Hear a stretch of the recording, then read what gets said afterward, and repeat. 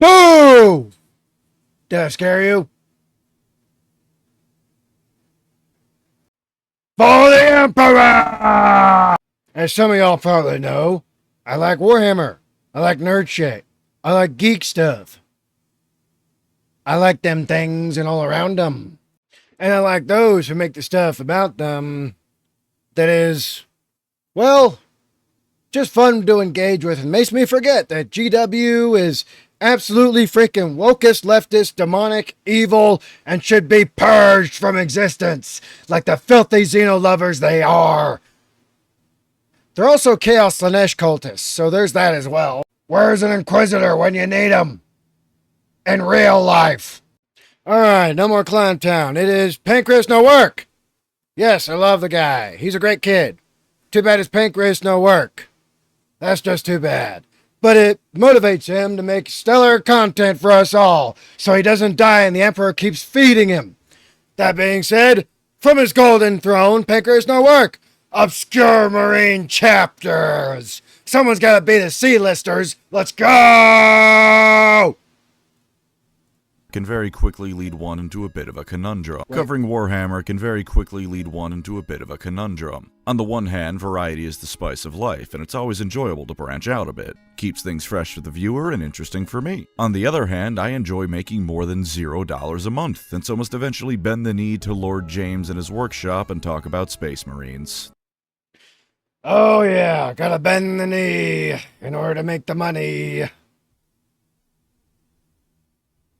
Unfortunate as that is, because GW is evil and bad. There's just no escaping it. So today I will do my part and do just that, because in the grim darkness of the far future, there's a lot of Space Marines out. I just played this for the first time the other day. Not that you would care or uncare or whatever. It's already on the channel in the live part of whatever, if you care. If you don't, whatever. Let's continue. Out there. Officially, there's 1,000 chapters more or less, which means at minimum we got 1 million Marines out there. Oh no, there's a lot more. There's a lot more. Since the leftist commies internal headcanon is considered real canon, then my headcanon is also real canon. Therefore, every single freaking homebrew that exists ever since the inception of the homebrew thingy is all canon. Therefore, there's millions of chapters. Therefore, GW needs to update their goddamn numbers.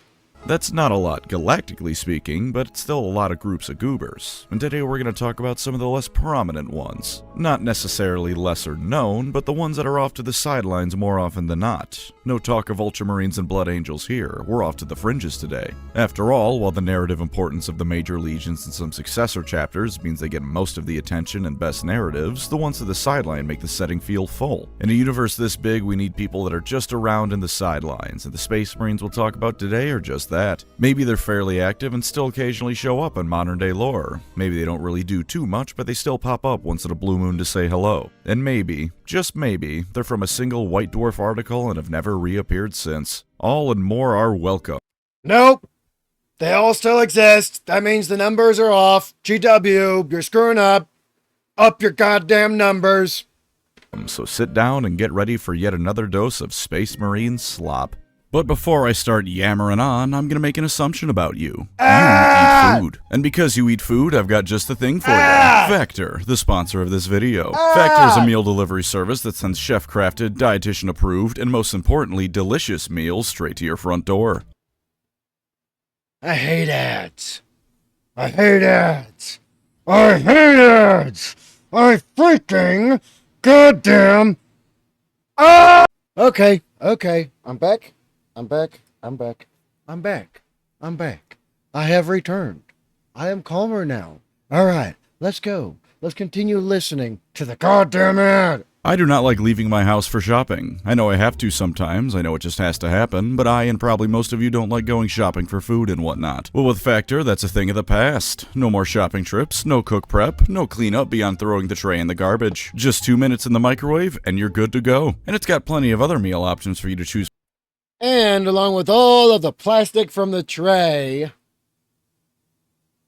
well, being included with the food, so you're welcome for that. From as well. Breakfast, smoothies, and some juices I can personally vouch for are all some of the options for you to enjoy. Since a proper sleeping schedule is well beyond me at this point, I like to have some factor at night. Hey! Hey, look, it's me! Look, see? See? It's me! Look! It's me! It's me!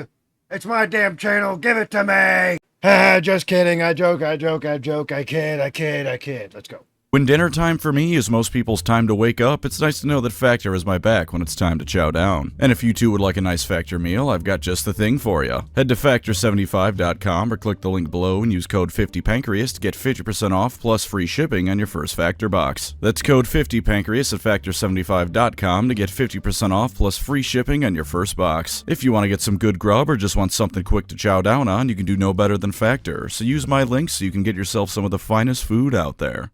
Now then, let's see what the B-listers are up to. There's not really any proper criteria I'm using to decide who goes in here and who doesn't, to tell you the truth. It's based entirely off the vibes I get from a chapter, so what I consider obscure may in fact be something every other person in the fanbase is well aware of. Some of these guys are really lacking in pretty much anything though, so I can't imagine you'll take issue with some being called obscure. In fact, let's start with one of those more obscure chapters now.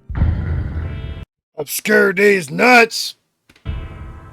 It's very hard to get more obscure than these guys. When I said some of these fellas are only in a White Dwarf article, I meant it. That and the book How to Paint Space Marines at nearly the last page is all they got. The Emperor's shadows, according to what we can see, are samurai space marines. And that, my friend, is technically still conjecture, because there are no unique weapons or anything modeled onto them to truly indicate they're samurai. All of their equipment is standard Imperial fare, but they have kanji and bonsai trees on their livery. Technically, they might not be samurai, but I don't think 40k is creative enough to have what's almost certainly the only Japanese-inspired chapter not just be samurai. Don't get me wrong, samurai space marine should be a thing with some actual development, but it's also the low-hanging fruit, tasty though that fruit may be. Since the passage about them says their color scheme is based on the Black Templars, it's fairly reasonable to assume they come from Dorn's gene seed. It'd be not only fitting, since the Black Templars and Imperial Fist to a lesser extent are knights, and samurai are kinda like knights, but also more interesting than just saying they're White Scar successors because Japan and Mongolia are both in Asia. This is literally all there is about them though. They are not a very fleshed out chapter, or at all fleshed out.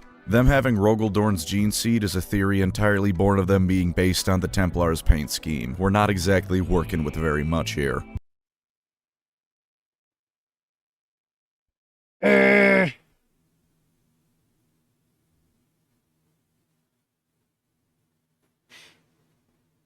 A question.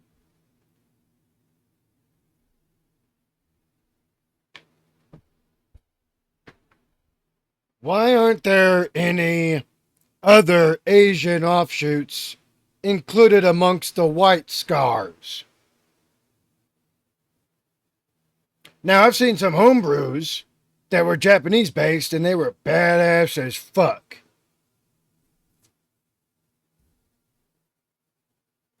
Alright, I'm back. I was having an auditory hallucination that sounded like somebody screaming bloody murder in my house. Not being able to sleep due to sheer nothing but anxiety from unemployment is heavy, isn't it? Let's go. These are in fact Space Marines and not a special group of Sangheili zealots. Instead, the Guardians of the Covenant are a Space Marine chapter descended from the Dark Angels and are stationed along the borders of the Halo Star. You know what? This looks pretty freaking cool. I like the whole robes and knights and the Templar aesthetic kind of stuff that's related to it. Hospitallers were pretty great too. Actually, there was quite a few great and awesome Knights chapters back in the day. Well, anyway. Let's continue.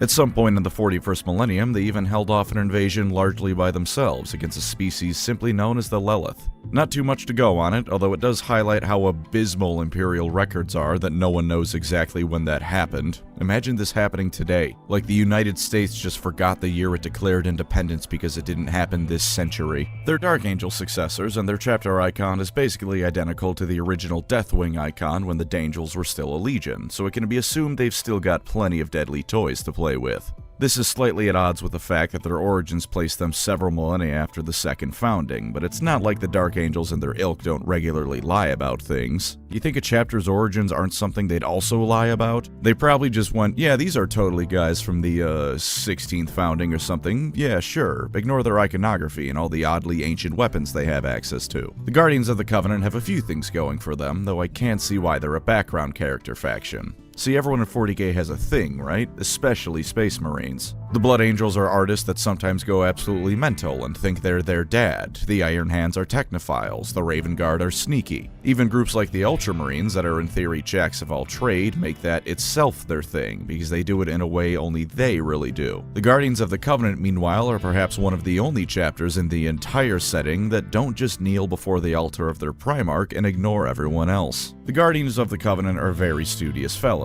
So studious they have an ability in the Deathwatch RPG that essentially means they know a little bit about everything, ignoring especially forbidden lore or some such things like that. So studious, in fact, that on their chapter banners and more are passages of not only the Lion's teachings, but the Codex Astartes. Consider this: if you take all the best bits of the Primarchs and put them together, you'd get at least one functional human being. Maybe two, but at least one. The Guardians of the Covenant are seemingly some of the only people to realize this, and while they idolize the Lion, they realize that all of the Primarchs were exceptional in at least one field, and taking note of their teachings is a good idea. They also have a habit of recording, observing, and in general documenting every scrap of knowledge they can get their hands on. 40k is a dangerous place after all. Knowledge on how to fight the various threats of the galaxy can only help, and so there's little knowledge they'll leave untouched, which This kind of reminds me of something parallel to 1,000 Suns.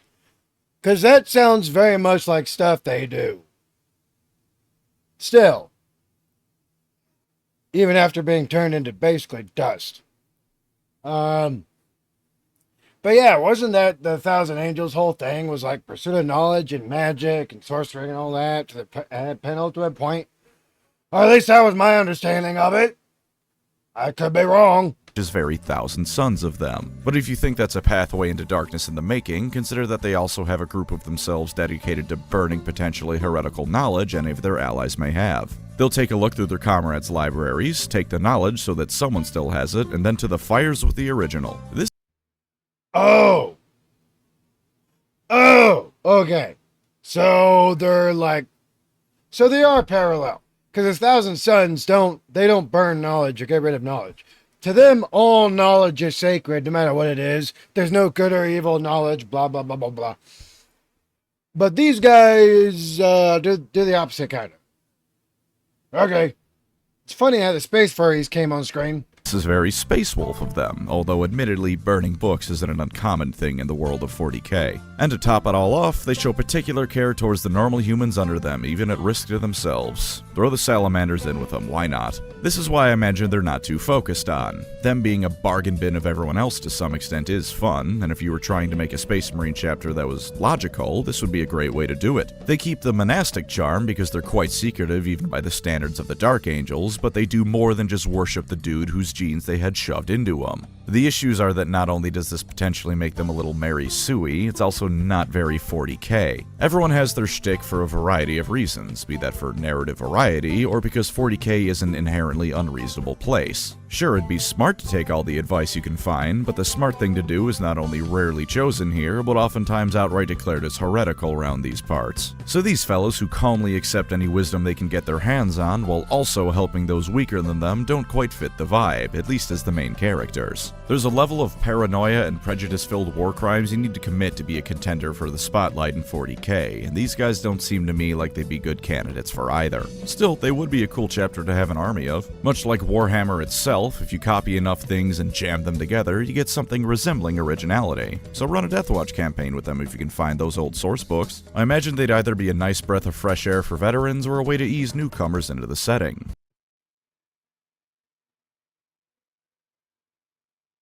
Yeah, reasonable.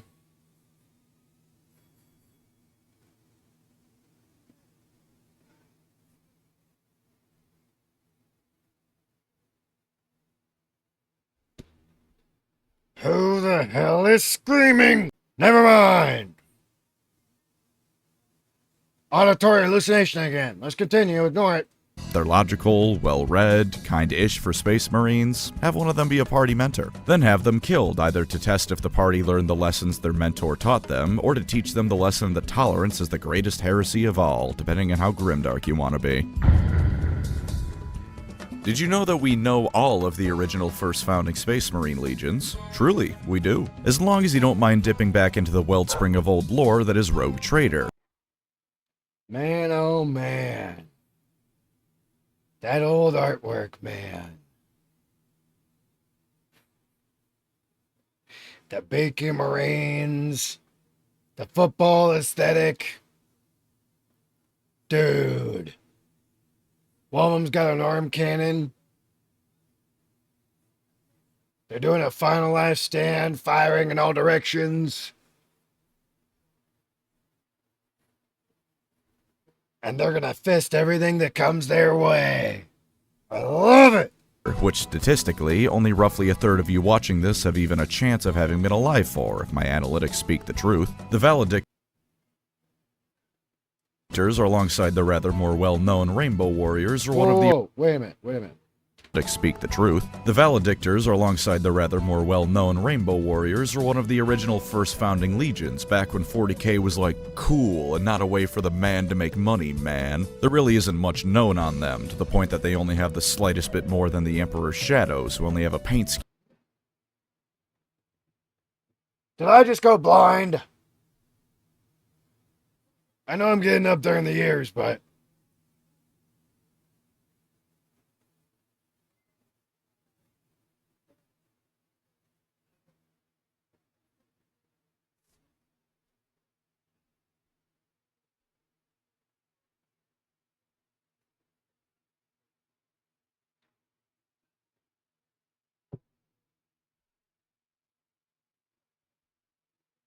Is it just me or is it still freaking blurry? What's going on here?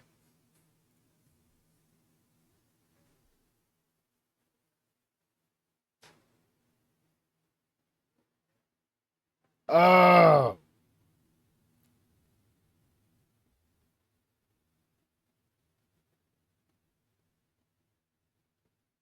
You didn't see anything. To go off of. They were once upon a time a legion that was based on the eastern fringes of the galaxy.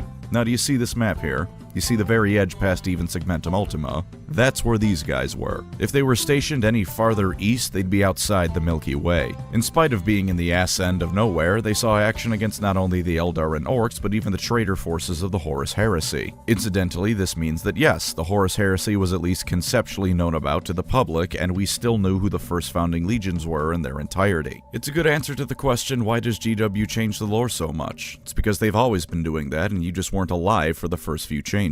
And that's pretty much it. Remember that this is Rogue Trader era lore we're talking about here. The Horus Heresy being GW's most milked-to-death cow hadn't yet become a thing. Yeah. Before all the wokeism was starting to creep in the past 20-something years. And the leftism. Commie garbage. Can we do a purge of all the lefties yet? Or is it too late for that? You let me know. Was instead still in the realm of myth and legend. Still, while canon has certainly left them behind, they're cool to look at as a historical part of Warhammer as a hobby. They're part of the setting's history when GW could just decide one of the original Space Marine chapters wasn't one of the original chapters anymore, and that was it. As one final fun fact, Latin to English on Google Translate says that valedictor means farewell. Oh man, I love these panels. I love these panels. Dude, the old artwork just went. It just hits. I don't know why. The new artwork's cool. It's pretty hard. But the old school stuff just seems so gritty. I love it. Where's my Beaky boys at? Oh, wait.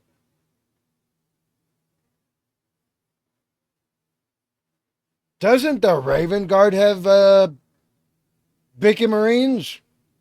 I gotta look back into that.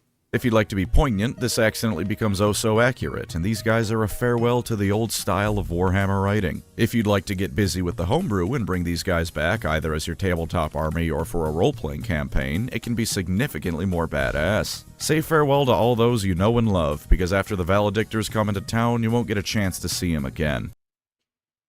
Yeah. That's unfortunate, but they're all still canon, okay? In my head, they are. I'm going to speed up the video a bit because this be taking a while. Let's go. You know Mini-Me from Austin Powers? That's the Genesis chapter for the Ultramarines. Now, some of you may think that's dismissive, and you'd be right, it is. These are still Space Marines, proud warriors of the Imperium of Man who can rip through normal people like butter. That doesn't make being dismissive of them any less correct. Something you may have noticed about 40k, even if you aren't that big into Space Marine stories like myself, is that the Ultramarines are involved in a whole lot of conflicts. Tyranids, orcs, chaos, that's just the tip of the iceberg of the opponents they've fought. Naturally, they incur plenty of casualties, because even if you fully buy into Space Marines being near unstoppable, you still have to accept that they take some losses, and yet they keep coming back for more. How is this, may you ask? Because either they have to be lax with recruiting standards, or the Ultramarines are breaking the codex their dad wrote and they have way more than 1,000 Marines.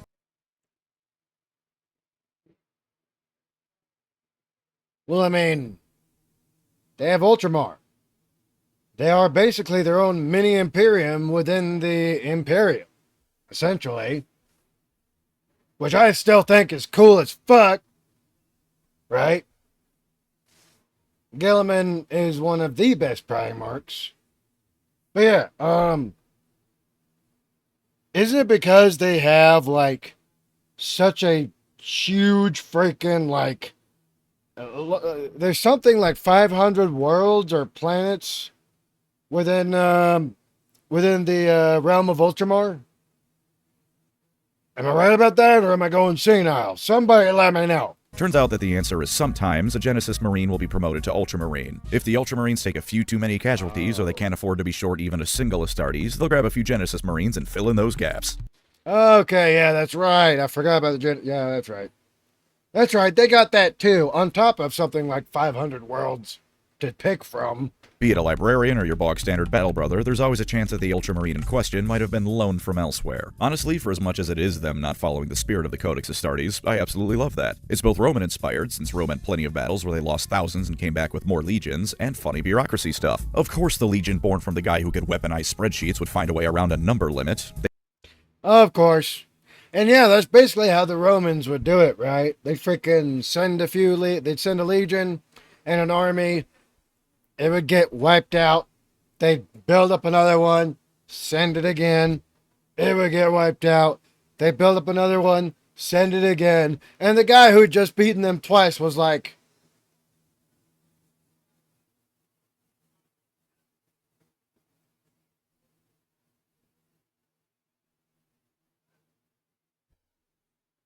I quit. And that's basically it. That's all she wrote.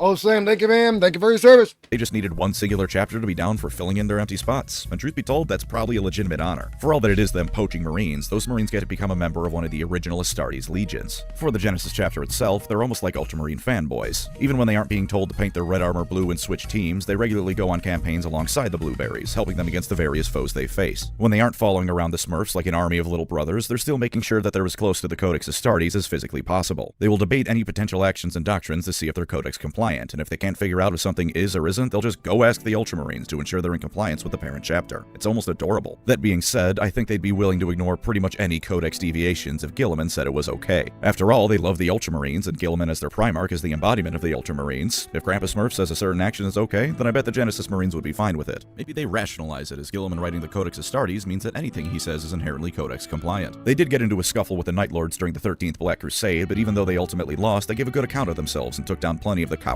with them. Yeah, buddy. Giving all in the Emperor's name. What's really funny is that the Ultramarines always struck me as kind of like almost a copycat of the U.S. Army. Nope, that's not a joke at all. I am a retired Army. I am a combat veteran. I served this country to a somewhat forced retirement. And my country's thrown me into the trash, so there's that. But anyway, it always struck me as pretty cool because I could relate kind of to the Ultramarines. When you are planning missions, right, in the U.S. Army, if you screw up, you're in extremely deep shit. That's why you have NCOs and officers together with the lower enlisted, all together contributing to the plans. Right? Talking it out. Going over the boards. Looking at what our Met TC is going to be. Right? SOPs. Do we need to adjust them? Okay? Well, actually, pretty much everything is covered under Met TC, but whatever. Right? And then, of course, on top of that, there's like, okay, what is the rules of engagement? What's the low? What's the Geneva Conventions? Are we good to go ham here or not? Are we fighting with an armed tie behind our back or not? Right? All of these things, like everything combined, seems like what the Ultramarines do all the time. And thus, I always kind of liked them. Although I didn't really like Matt Ward doing so much freaking... At least Matt Wart's gone now. Matt Wart.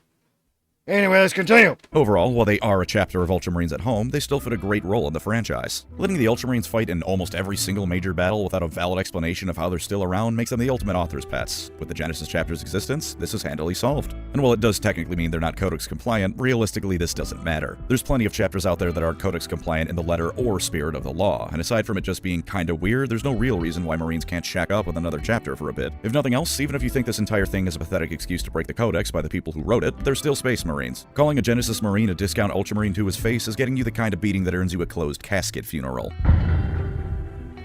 Another Ultramarine successor chapter, these guys are the answer to the question, what if instead of Space Marines being super soldiers that were semi-divine warriors, they were the least competent people in the setting? Or to put it another way, what if an Eldar fan was in charge of making Space Marine lore? As with most Ultramarine successor chapters, they love the Codex Astartes, with one exception however. When they deploy, they tend to just throw an entire company at bare minimum against threats. While I do think Marines are overestimated, even I can admit that an entire company of them will get a mission solved nicely. After all, 100 Spartans thrown onto a single objective would certainly solve most problems. Even if they all end up dying, like with the various batches of the Spartan 3s being thrown on suicide missions, they'd surely complete the mission. This strategy unfortunately makes the assumption that the super soldiers in question aren't ragingly incompetent.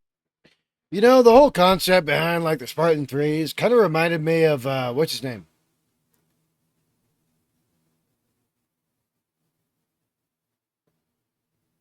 Damn it. Shit. My memory's failing. There was a guy during the Vietnam War who tried to enlist people that were functionally incompetent, incapable, and applying thought to them as something they do was, at best, a very optimistic type of thing to consider for them. That's the nicest way I'll put it, but they were called like some things retards or whatever. And it reminds me of that. People who are seemingly disposable that you might be able to just chuck all of them at a problem and you got your cannon fodder. Well, if you know history, everybody knows what that turned into. During the liberation of Antilles IV, one of their companies is overrun by the Black Legion, and they detonate their position to go down swinging. Unfortunately, the singular surviving scout marine that made it out couldn't take all of the gene seed with him, and the apothecary on hand was apparently an idiot and just left it hanging around. So a World Eater's apothecary grabbed some Avenging Sun gene seed and used it to stabilize his warband with it. Now admittedly, this all just sounds rather unfortunate than making them totally incompetent. I'm not finished. During the battle for Archimedon, their third... Yeah, it seems like the Avenging Suns are just...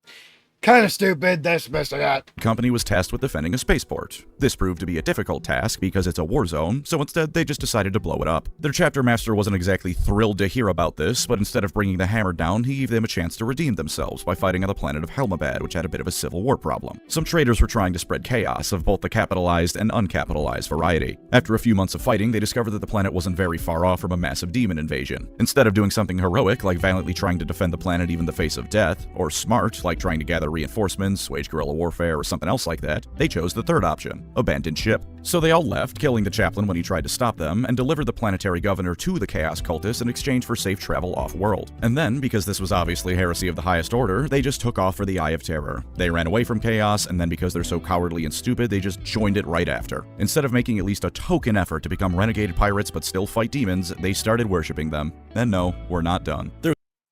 Yep. It all gets better. If you know that reference, we're friends now. There's a campaign called the Harrowing of the Night Reapers. From the name, you'd think the Night Reapers would get harrowed. Fair enough, but it certainly wasn't by these morons. The Avenging Sun sent in 4 entire companies and all the equipment and supporting staff and ships that go with such a force. The Night Reapers Renegade chapter ambushed them, stole one of their ships, and forced whoever was left to retreat. But to me, the worst of all was the Taros campaign. The planet of Taros was secretly helping the Tau, and it naturally turned into one big ol' military campaign. The Avenging Suns land, and it was going smoothly. They landed with no issues, butchered their way to the governor's palace, and when they figured he was hiding in a crowd of people, they opened fire on the crowd. The Imperium are the good guys, remember? Anyways, they analyzed the remains of the crowd and found out that the governor not only wasn't there, but no one there was even remotely related to him. Then Tau Mantis started flying over. There's nothing like accidental war crimes by super soldiers who are supposed to be ultra competent. I'll leave y'all to finish that one in the comments.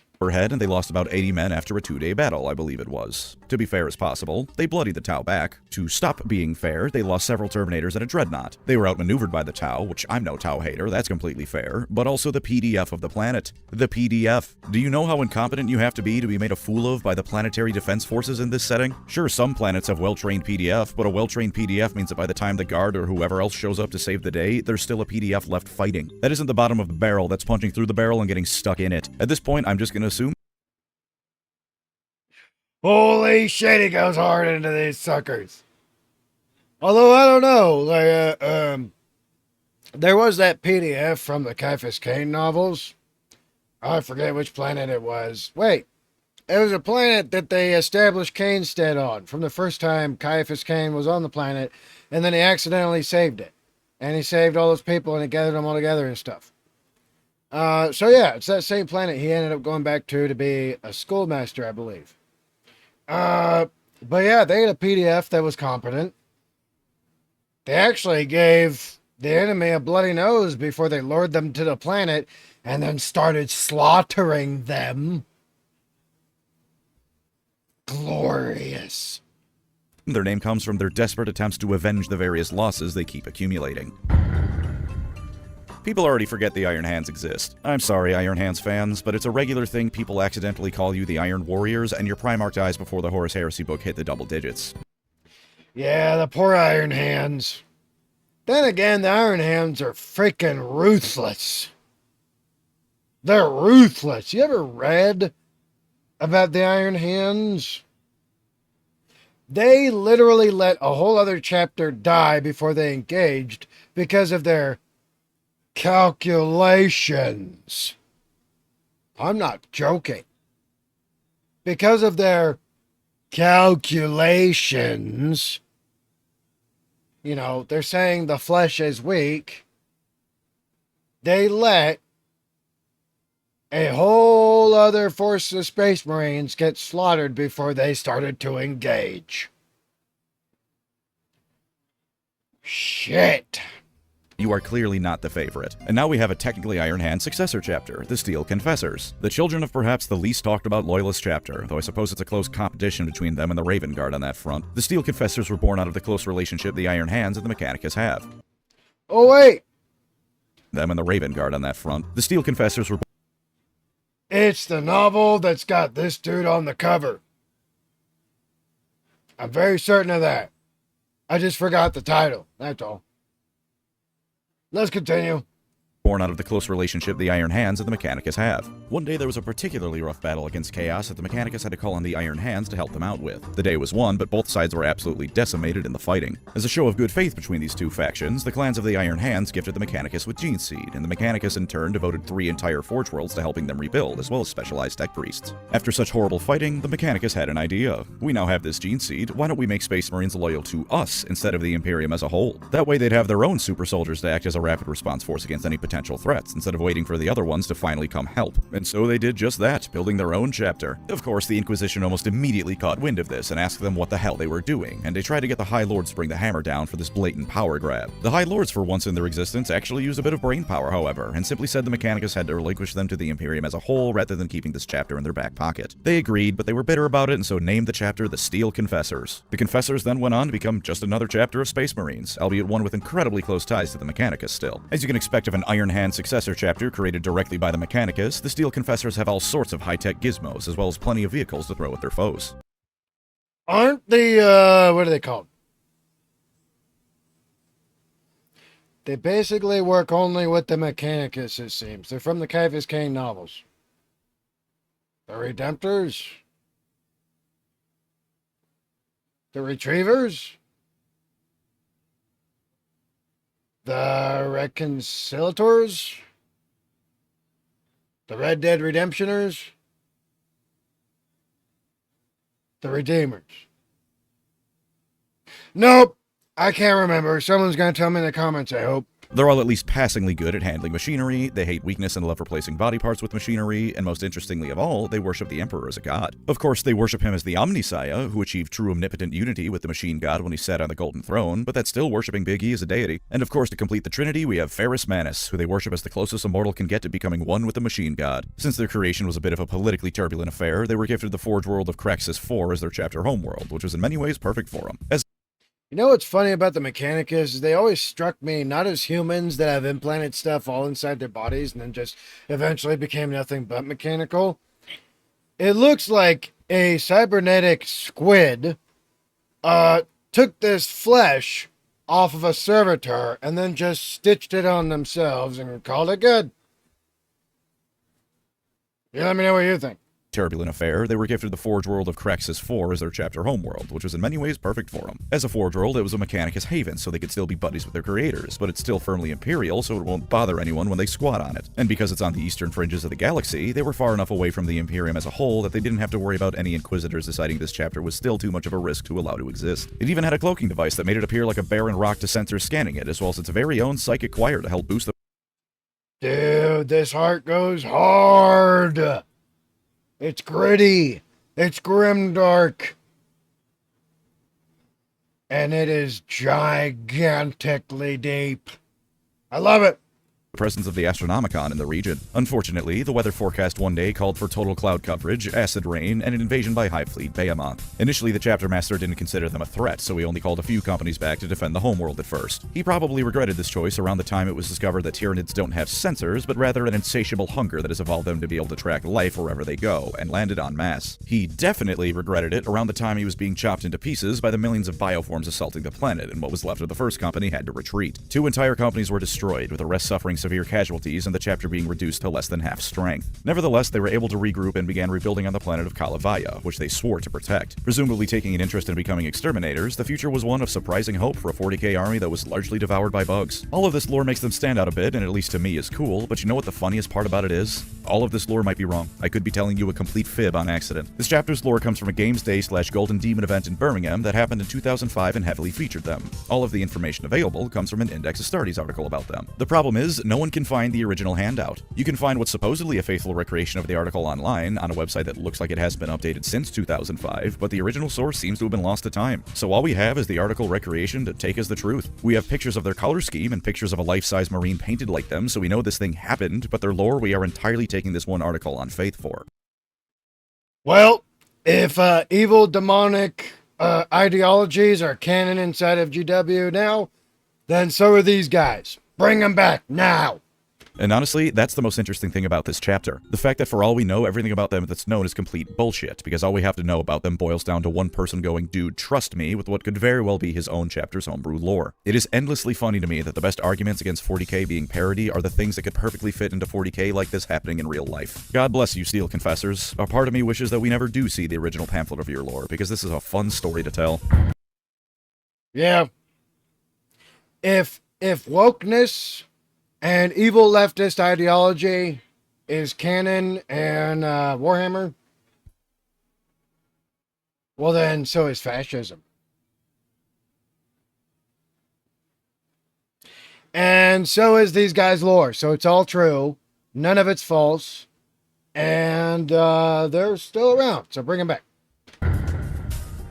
The Halo Brethren are a group of Marines of unknown pretty much everything, including color scheme. They were part of the assault against the Eversor Assassin Temple alongside the Sable Swords and Imperial Fists, and we know nothing else about them. Artwork of them does not exist. Lore of them, aside from that single blurb, does not exist. You cannot get more on the sidelines than that. So why did I bother mentioning them? When there's this little to go off of, what is the possible point of bringing these guys up? Well, you see their name.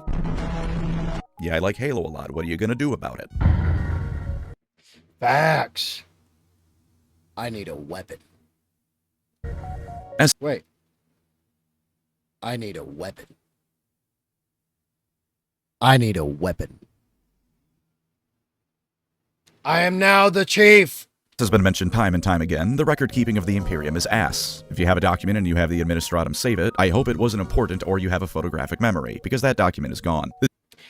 Just like every time you do the hiring application process for freaking anything in the goddamn federal government right now. Federal government, fix your goddamn hiring process. I want to go and chase down the bad dudes on the border. Now! This inability to keep anything written down properly is how we got the 13th founding of Space Marines. This is known as the Dark Founding, but for once writers were able to keep the impulse to make 13 the bad number in check. It's not called the Dark Founding because of some terrible secret or tragedy that befell it. Nope, it's called the Dark Founding because no one has a fucking clue who came out of it. The records are all in the dark somewhere. I bet good money on the records still existing, they're just lost, like in a really big library or under a really big pile of tax papers. Who knows? We know the Death Spectres came out of it, the Crimson Saber / Crimson Slaughter, and these guys, the Exorcists. Created from the gene seed of Rogel Dorn, though they aren't told this until they become a part of the first company, the Exorcists are in a lot of ways no different from the rest of the various Codex-compliant Space Marine chapters. There is the slight exception that they have 2 extra scout companies, but that's about it. They hate the enemies of man, particularly Chaos, and will serve the Imperium as all Space Marines do. The key to their differences is of course in the name. During one battle, the Exorcists were out and about fighting demons. As brutal as you'd expect this to be, it only got worse when a Lord of Change possessed their chapter master, Enoch Tremagistus. This Marine, who I will call Tri from here on out because that name is a mouthful and a half, was actually able to awaken his latent psychic powers because of this, and called out to the chapter's chief librarian to help banish the demon. The day was saved, but naturally for such a catastrophic event as a demon invasion, the Inquisition took notice of the entire affair. Luckily, however, the faction of Inquisitors that found them were the Plutonians. TLDR, these guys believe that exorcising demons can and should be done as part of training, at least for elite soldiers like Space Marines. They interrogated Tri to hell and back, but when they found out he was not only pure, but seemed especially resistant to demons, they were over the moon. They proposed to Tri that if he had done this, surely his entire chapter could and should as well, and Tri agreed with them. And so it became a standard operating procedure to get possessed and then break out of it. And if you didn't, well, too freaking bad.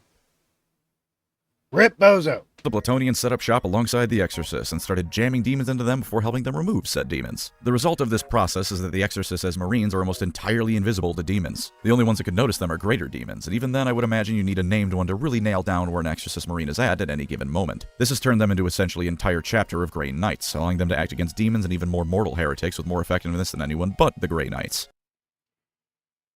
Makes sense. One of the few things in Warhammer 40k happening like this that does. And just to make sure their newfound Marines are worth their salt at killing demons, they have a damn demon world they use as training grounds. Hey look, it's a bunch of leftists. It's a bunch of leftists. And then some feminists. And then some commies. Yeah, purge them all. Their newfound Marines are worth their salt at killing demons, they have a damn demon world they use as training grounds. With a company of Grey Knights on standby, new recruits are tested at this planet to see how they do. If they do well, which to be frank I'm pretty sure just means survive, they pass and become a full-fledged battle brother. Now the question that may be in the back of your mind is that if these guys are so good at killing demons and can't even be seen by them, why don't they just make this standard practice? Well, a few reasons, and we'll go through the shallowest ones first. Though they are legitimately immune to further possession and corruption, they still mutate. The spirit may be willing and safe, but the body gains some scales and perhaps an extra arm. They remove these mutations when they come in, but more often than not, they just grow back. With the Imperium being as obsessed with the holy human form as it is, this wouldn't be accepted as standard practice for that reason alone. Their homeworld, called Banish because of course it is a dreary and barren place with only primitive humans living on it, and I imagine that's on purpose. Sure, it does mean they get hardier recruits, but it also means there's nothing of value for any tithe collectors to come asking for, letting the exorcist stay hidden. The process is also an obviously incredibly dangerous thing. They are inviting a demon into their bodies to then be banished. The starting point of this is learning forbidden lore that can drive people mad. It drove an Inquisitor so mad when he saw the casualty rate of it that he took all the reject Marines that failed to pass and formed a Chaos Warband with them. They need to be like Goldilocks with this because too strong a demon and the candidate just dies or is permanently possessed. Oh, shit. Uno reverse card. What the fuck? He got PTSD'd so hard that he flipped the other direction and became the enemy he used to fight that he got PTSD from. Let's continue. To weaken demon, and they don't get anything out of the process if they succeed. There's a reason the Exorcists have 2 extra scout companies, and it's not because they love the idea of Space Marine scouts. They have to have it because the process of creating an Exorcist Marine is so dangerous. It's naturally a very time-consuming process too, because the possession and exorcism only occurs after all the other trials and augmentations that go into a Space Marine have been completed. The aspirant might die on the table at the last hurdle, and now you've wasted years of time and resources on this dead dude. Let's say it works though. Congratulations, you have the most traumatized Marine around. He's a Space Marine, so he can still probably work through it, but some of that trauma is a lingering attitude based on the demon that was jammed inside of him. Korn, Slanesh, Nurgle, Zinch, hell, maybe there's a Marine out there that really likes cheese because someone shoved a vermin lore that got lost inside of him. The chapter has also formed some...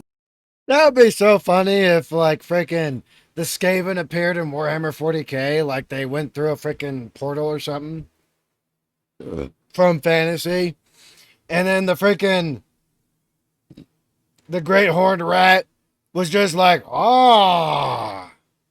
Something eerily reminiscent of the warrior lodges from the Luna Wolves before they were traitors, which is a sentence I hope worries you. To be fair, this is more of a coping mechanism than anything, and has as a result helped them become proficient in all sorts of tactics as they seemingly try to distract themselves from their semi-cursed existence. They're called the Orisons, and they go over all sorts of different tactics and whatnot to ensure these fellas are never caught flat-footed. In spite of them being geared towards demons, they're still Space Marines. While I'd still say the Grey Knights are better against demons than the Exorcist, I'd wager the Exorcists are better against everyone else. The gear is obviously worse for the Marines, but the tactics they use are varied and can be applied to various different enemies. They're even somewhat resistant to non-demon psychers, sort of like mini blanks, which would mean if nothing else they're great against demons and the Eldar. The Grey Knights, meanwhile, are geared towards demons, so they aren't fighting optimally if they're deployed elsewhere. The Exorcists certainly aren't loved, at least in-universe. Plenty of others have and would call them heretical if they knew of their existence, and it's easy to see why. It takes one incident where things go catastrophically wrong during the exorcism of a demon for the entire chapter to get wiped, or at least the system they're in to fall to chaos. But they're unique, fun, and flesh out the setting that much more through their presence. Also, they look like loyalist word-bearers, which is fun. For real, they have the exact same color scheme as the word-bearers did, and you gotta admit their icon looks at least a little demonic with those horns. Tempting fate a bit much, aren't we, lads?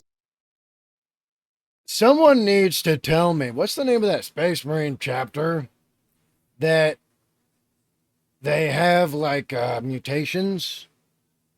Where there's, like, bones that grow out of their arms, like a third bone that grows out of their arm, like a freaking, almost like a freaking sword, similar to Wolverine's bone claws, but they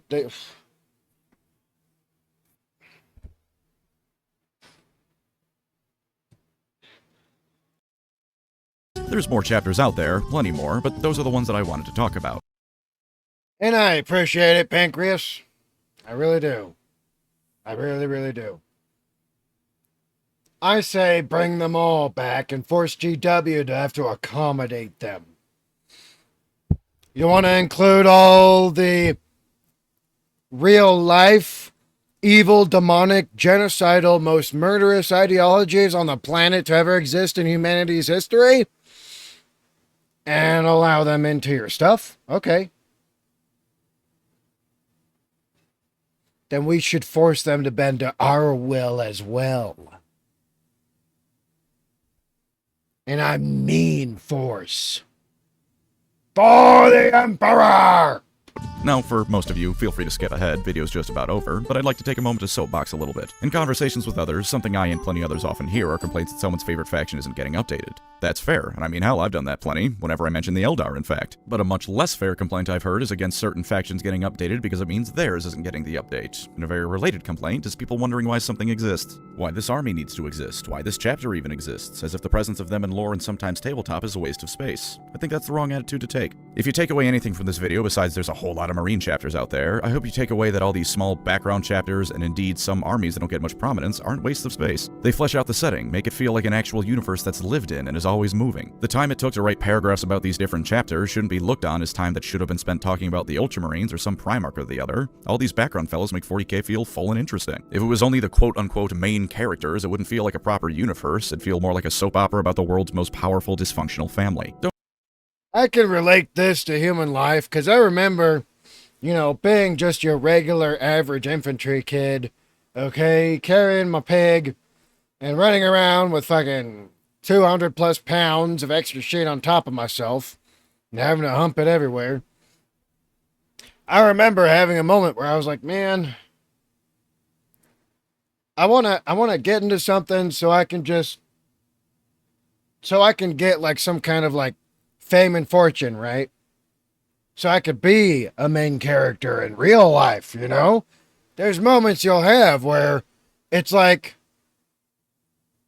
it doesn't feel like what you get in return for being the bottom barrel kid who's carrying that freaking pig, but gets zero at all kind of like a big enough return, you know what I mean?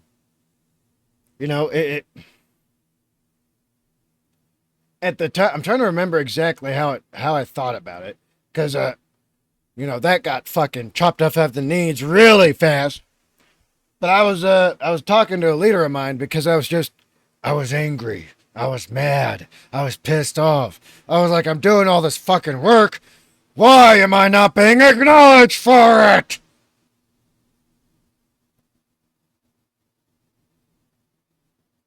He wasn't even from my freaking unit. He was actually from the Special Forces compound. And he was one of their team sergeants. He was stopped by the chow hall waiting for his guys, and he was having a smoke. I joined him. Turned out I had gotten the last carton of cigarettes that he liked, and I didn't mind sharing. And he was like, hey, bub, can I score one? And I was like, for you? Abso-freaking-lutely. And so he asked me about myself, how's the day, all that, much older guy who's, talking to a much younger guy, of course. And I tell him everything I'm thinking, and he sits there and he's like,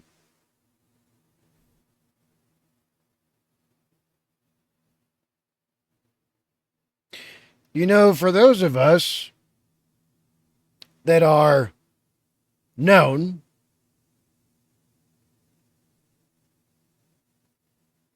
we don't accomplish anything alone. And he was like, listen, bub, you, in many cases, are so much more important than me. And he said, think about this. If there wasn't all of you able to make up the larger bulk of the ground forces,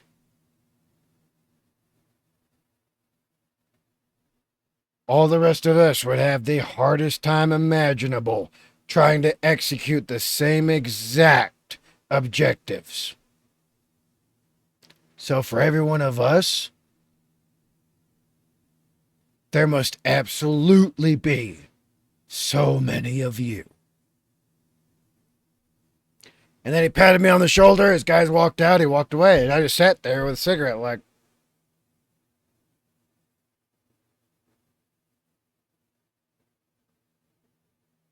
oh, fuck.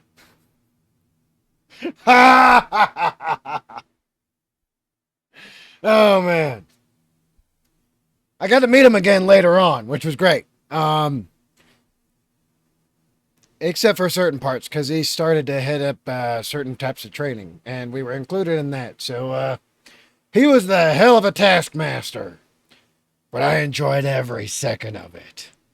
Anyway, let's continue. Don't ask, why does this chapter exist? Don't complain when a different army gets an update and yours doesn't. Not every time, at least. Sometimes that's valid. Celebrate that the universe of 40k is that much more full, and the tabletop game has that many more options. Because if nothing else, all these background fellows are another way to paint your army and tell some stories with your friends about your games of Warhammer. Thanks for watching, and if you stuck around for that, I hope you take it to heart. Or call me a bitch in the comments for having feelings about things. And thank you as always to my wonderful channel members. Alright, Bish. I said it.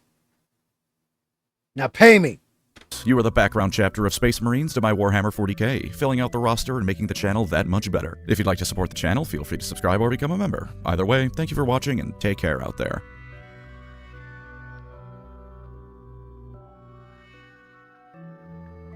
God damn. Lucky dog, he has so many Patreon members. I'm banned from Patreon, last I checked. I got banned in like 22? Anyway. The 13th founding really is funny, though. Like, what do you mean you lost the founding? Go find it. Covering Warhammer. What do you mean you lost the founding? Where'd it go? Where's the files? How'd you lose them? Anyway, that was Pancreas No Work. I like Pancreas No Work. I am subscribed and I turned on all notifications. I like, share, comment, and subscribe his stuff all the time because I love it. That's what you should do to my stuff if you like anything I do. Otherwise, YouTube doesn't count. YouTube doesn't count views anymore. Views don't count. It's only likes, subscribes, and comments that count. So people got to do that instead now. Which YouTube's just trying to do that to reduce the number of people that are trying to get monetized, essentially. They're just being assholes. That being said, what did you think from Pancreas No Work? Obscure Marine chapters. Someone's got to be the C-listers, and I used to be one in real life. That being said, what did you think? Let me know in the comments down below. All right. You know what time it is. Be good, be safe, make good life for yourselves. And I'll see you all in the next one. I'm Badger 7 Axel, the former homeless veteran, Blast Cat Badger, for the Emperor!